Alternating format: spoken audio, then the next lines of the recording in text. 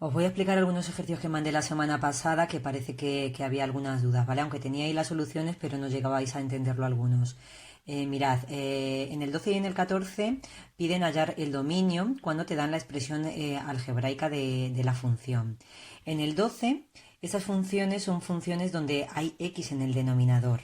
¿Vale? Entonces son funciones racionales con x en el denominador. Lo que tenemos que hacer es quitar los puntos donde no podemos calcular esta fracción, ¿vale? Quitamos esos puntos del dominio porque en esos puntos no va a existir la función. Nos tenemos que fijar, por tanto, en los denominadores. Mirad, en el apartado A, 3 partido de 2x menos 6. Que quitamos los puntos donde se anula el denominador, en este caso cuando 2x menos 6 sea 0. Si despejáis la x saldría 6 partido de 2, 3. Por tanto, el dominio de la función sería todo r menos el 3, quitándole el punto 3, ¿vale? En el b, calculamos cuándo el denominador se anula para quitárselo al dominio.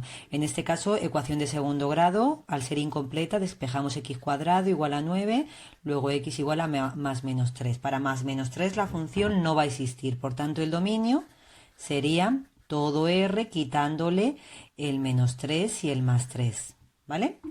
En el c, ¿qué ocurre? Que si vamos a calcular los puntos donde se anula x cuadrado más 1, resulta que esta ecuación no tiene solución. Si intentáis despejar x saldría la raíz cuadrada de menos 1, por tanto no tiene solución porque x cuadrado más 1 siempre es positivo, por tanto de aquí no quitamos nada. El dominio de esta función sería todo r, no hace falta quitar nada. Eso es cuando la función es una fracción con x en el denominador. ¿Qué ocurría cuando la función era una raíz cuadrada? Son funciones radicales. Tenemos que hallar los puntos donde existe la función, es decir, cuando el radicando, lo de dentro de la raíz, sea mayor o igual a 0, porque las raíces cuadradas de números negativos no existen. Por tanto, cuando 2x menos 6 es mayor o igual a 0, esto es una inecuación de primer grado. Si recordáis, esto se hacía como si fuera una ecuación normal, despejando la x. X mayor o igual a 6 entre 2, 3. Luego el dominio sería desde el 3 cogiéndolo hasta infinito, porque es donde el radicando es mayor o igual a 0. En la segunda lo tenemos más fácil. ¿Por qué? Porque x cuadrado más 1, al igual que el denominador anterior, siempre es positivo.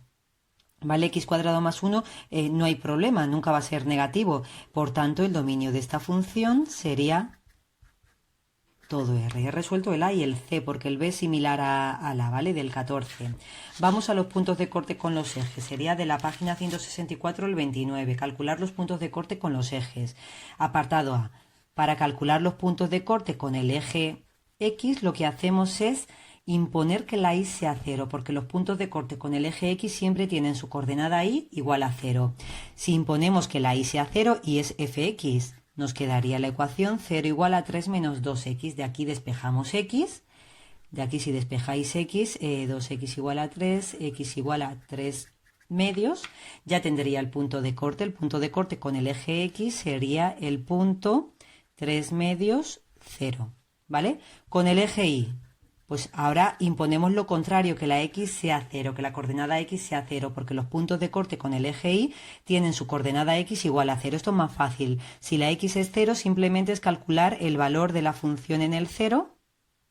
3 menos 2 por 0 igual a 3, por tanto, este punto sería el 0, 3. Ya tenemos los puntos de corte del apartado A. En el apartado B se hace similar, lo único que es una ecuación de segundo, bueno, una función polinómica de segundo grado, por tanto, habrá que resolver alguna ecuación de segundo grado. Puntos de corte con el eje X. Hacemos la y igual a 0, esto equivale a resolver la ecuación 0 igual a 3x menos x cuadrado. Al ser de segundo grado, como es incompleta, sacamos factor común a una x, 3 menos x igual a 0, soluciones x igual a 0, cuando 3 menos x es igual a 0, cuando la x vale 3. Luego tenemos dos puntos de corte con el eje y, que serían el 0, 0 y el 3, 0. ¿Vale? Con el eje x, esto es más fácil.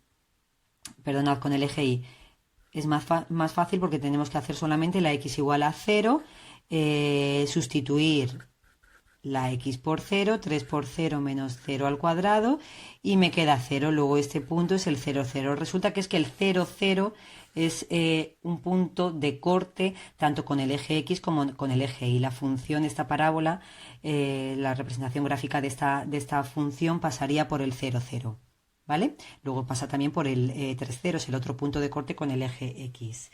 Bueno, vamos ya con el último, con el que teníais dudas, de la página 165, el 31. Este es muy facilito, lo único que hay que tener un poquito de visión espacial. Mirad, en el apartado A te dice que la función es impar, te dan solamente la parte roja y tienes que dibujar para los valores negativos sabiendo que la función es impar. Impar significaba que era simétrica con respecto del origen de coordenadas. Eso es, que si este trozo tú lo doblas hacia la izquierda y luego hacia abajo, tiene que coincidir por aquí.